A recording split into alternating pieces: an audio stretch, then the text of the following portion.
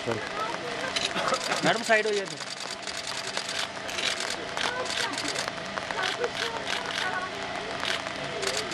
पीछे पीछे sir side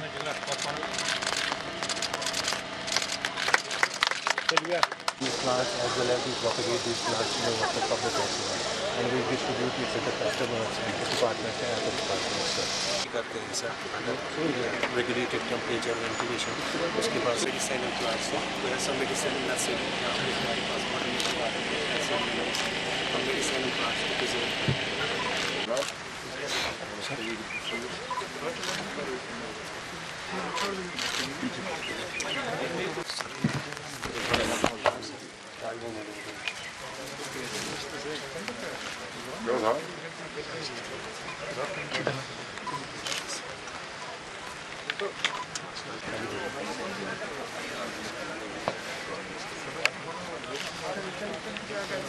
आदाब,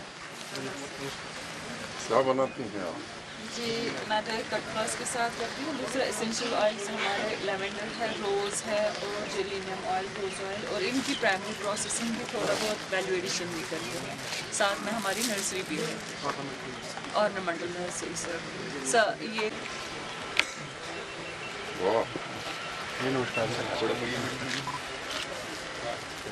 बस हो गया। जम्मू से पास भी ट्रांसैक्शन मैं जानता हूँ। Green street nursery.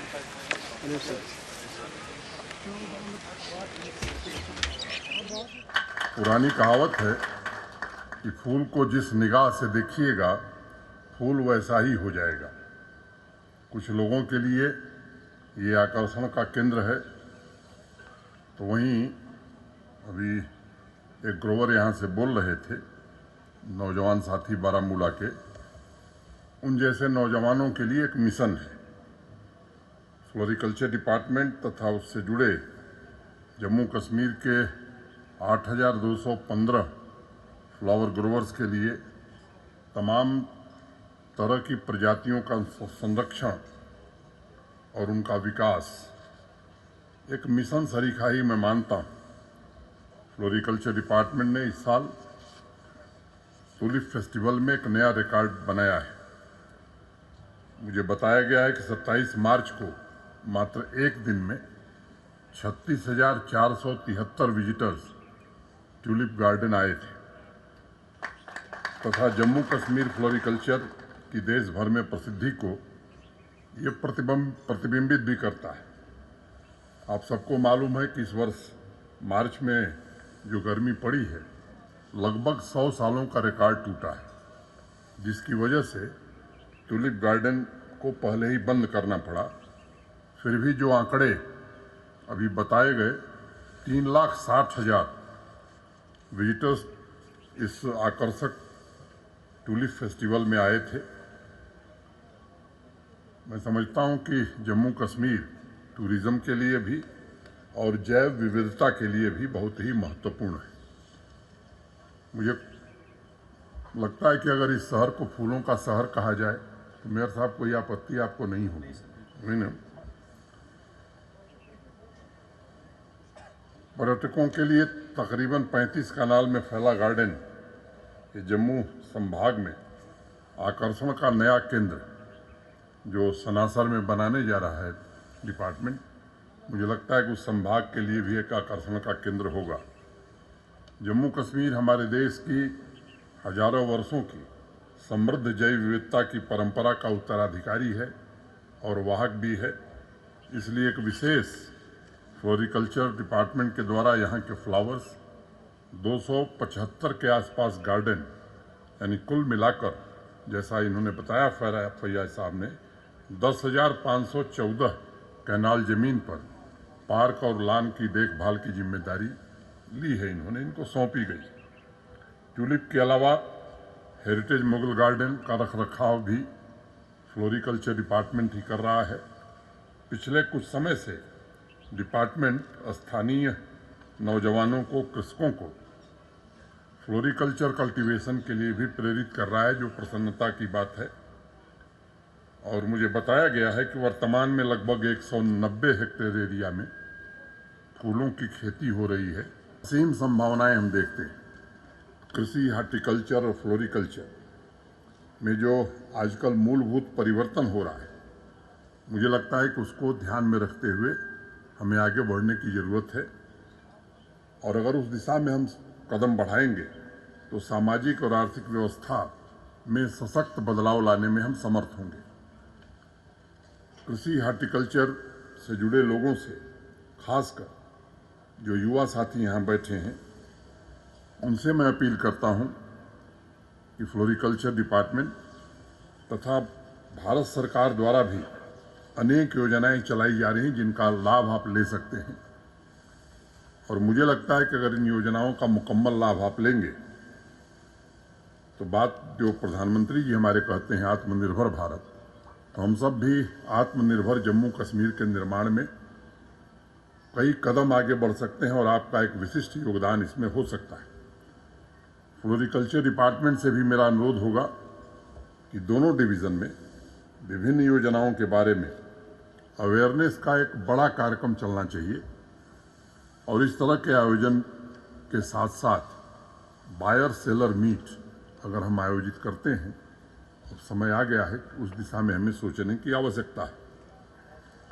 Floriculture department द्वारा स्थानीय नागरिकों, किसानों तथा पर्यटकों के लिए किए जा रहे प्रयासों का असर जम्मू कश्मीर में स्पष्ट रूप से दिखाई पड़ रहा है। मुझे ध्यान है जब जम्मू में थे हम, इसी वर्ष 11 फरवरी को आस्था, सनातन धर्म और मंदिरों की नगरी जम्मू में बागे बहू को एक नया स्वरूप प्रदान किया गया। और वहाँ भी देश विदेश से जो पर्यटक आ रहे हैं, डुग्गर संस्कृति और जम्मू कश्मीर के ऐतिहासिक धरोहरों को करीब से समझने का मौका उन्हें मिल रहा है। आज़ादी के अमृत महोत्सव में जम्मू कश्मीर के गौरव को पुनर्स्थापित करने के लिए कई निर्णय पिछले दिनों हुए हैं। विश्व मंच पर यहाँ की संस्कृति और इतिहास को शीर्ष पर पहुँचाया जाए, इसके लिए हमें शिद्दत से प्रयास करने की ज़रूरत है। मुझे याद है गत वर्ष ही GSW फाउंडेशन के साथ मिलकर के फ्लोरिकल्चर डिपार्टमेंट ने एक लक्ष्य तय किया है, निशात बाग तथा शालीमार बाग, ये दोनों को नए सिरे से रिनोवेट करने का। और जैसा मुझे बताया गया किसी महीने 28 तारीख को वो लोगों के लिए समर्पित किया जाएगा। स्थानीय निवासी भी, पर्यटक भी उसे देख सकेंगे और अविस्मरणीय पलों के साक्षी बन सकेंगे। टूरिज्म डिपार्टमेंट तथा फ्लोरिकल्चर के कोलैबोरेशन ने अनेक बेहतरीन उदाहरण पेश किए हैं। और आज भी मैं कह सकता हूं कि बुनियादी ढांचागत विकास तथा सेवाओं का प्रबंधन पहले से काफ़ी बेहतर हुआ है, लेकिन अभी गुंजाइश बहुत बची हुई है। हमें अभी लंबी यात्रा तय करनी है। जम्मू तथा कश्मीर दोनों संभाग में नए टूरिस्ट डेस्टिनेशन की पहल से सामाजिक और आर्थिक असंतुलन को खत्म करने में और रोजगार के अवसर में वृद्धि करने में मुझे लगता है कि हमें काफ़ी सहायता मिलेगी। इन असीम संभावनाओं पर भी हमें विचार करना होगा। कश्मीर घाटी के कुछ स्थान देश और दुनिया के लोग जानते हैं, जिनका जिक्र भी यहाँ से हुआ है, लेकिन मुझे लगता है कि उससे और भी खूबसूरत स्थान हैं जिनकी पहचान करना और विकसित करना, ताकि वहाँ भी पर्यटक जा सके और वहाँ के स्थानीय निवासियों के सामाजिक और आर्थिक स्थिति में बदलाव आ सके। इसके लिए प्रयास अभी प्रारंभ हुए हैं। मुझे लगता है कि इसका अनवरत प्रयास होना चाहिए। इन प्रयासों की वजह से पिछले वर्ष वूलर फेस्टिवल, लोलाब, बंगस फेस्टिवल, तोश मैदान festival, Aharbal festival, Berinag festival, अनेक कार्यक्रम पिछले दिनों आयोजित किए गए। कुछ दिन पहले ही एडवेंचर टूरिज्म के क्षेत्र में भी पर्याप्त संभावनाओं का लाभ सभी स्टेक होल्डर्स तक पहुंचाने का प्रयत्न प्रारंभ हुआ है। आने वाले दिनों में ऐसे डेस्टिनेशंस जो हिमाचल और उत्तराखंड में हैं, जहां एडवेंचर टूरिज्म को आकर्षित करने में समर्थ होते हैं वो लोग, मुझे लगता है कि इसकी प्रबल संभावना हमारे यहाँ भी है। और मैं मानता हूँ कि साइट सीइंग, ट्रैकिंग और एडवेंचर टूरिज्म की अपार संपदाओं से भरी जम्मू कश्मीर की धरती को सालों से संसाधनों का वो सहारा नहीं मिल सका था जो मिलना चाहिए था।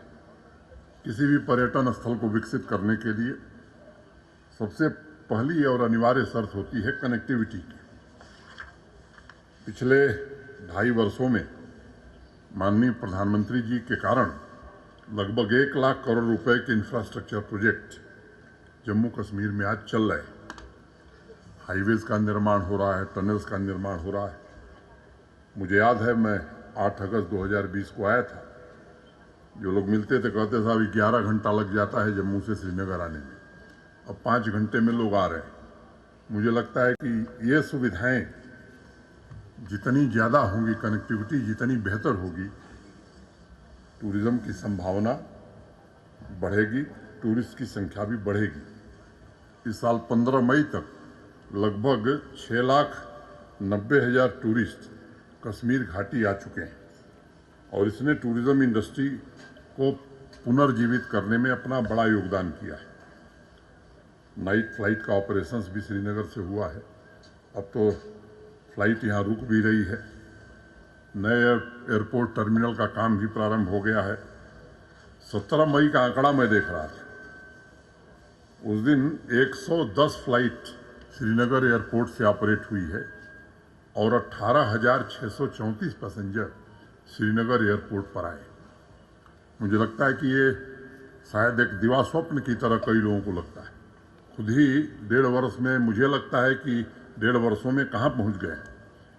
इस साल फरवरी में विश्व के सबसे बड़े travel track platform OYO group ने रूरल होम स्टे के प्रोजेक्ट को भी जम्मू कश्मीर में प्रारंभ किया है और इस वर्ष के अंत तक 200 होम स्टे पर्यटकों के लिए उपलब्ध होंगे। रूरल होम स्टे अभियान को मुझे लगता है कि अगर जितना हम बढ़ावा देंगे, ये जम्मू कश्मीर की ग्रामीण आर्थिक और सामाजिक अर्थव्यवस्था को मजबूत करने में मदद देगा। ज़्यादा से ज़्यादा युवा बच्चे बच्चियां फ्लोरिकल्चर के साथ साथ अपने गांव में ही होम स्टे के साथ जुड़ें। मिशन यूथ की तरफ से हम आर्थिक सहायता भी उन कार्यक्रमों में दे रहे हैं। 50,000 रुपये की तुरंत सहायता है।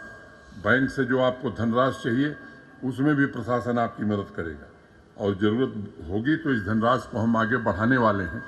और इसलिए मेरा आग्रह होगा सभी नौजवान साथियों से कि अब इस तरह के नए प्रयोगों की तरफ हमें आगे बढ़ने की ज़रूरत है। आर्थिक बदलावों के सामाजिक प्रभाव भी होते हैं और इसका असर जम्मू कश्मीर विशेष रूप से देख रहा है।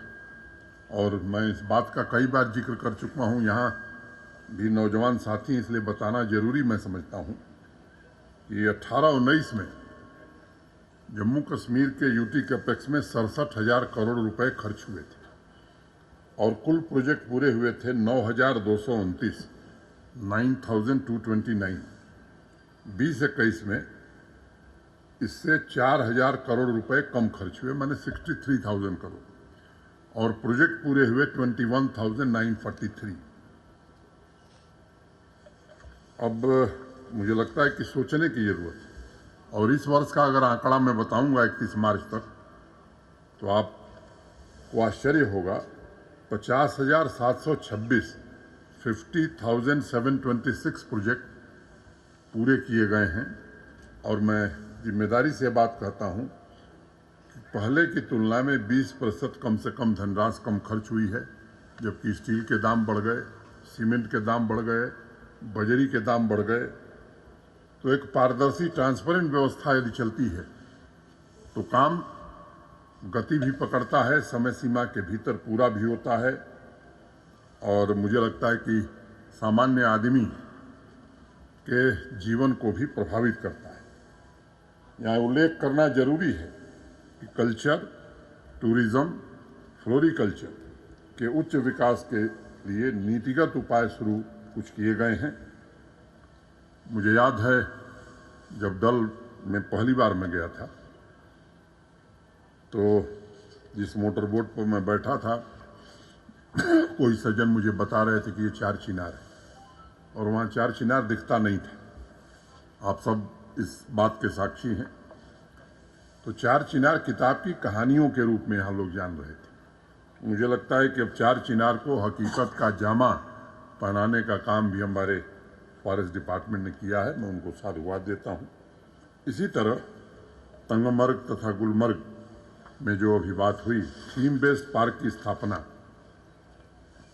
अन्य जगहों पर भी इस तरह के काम किए जाएं।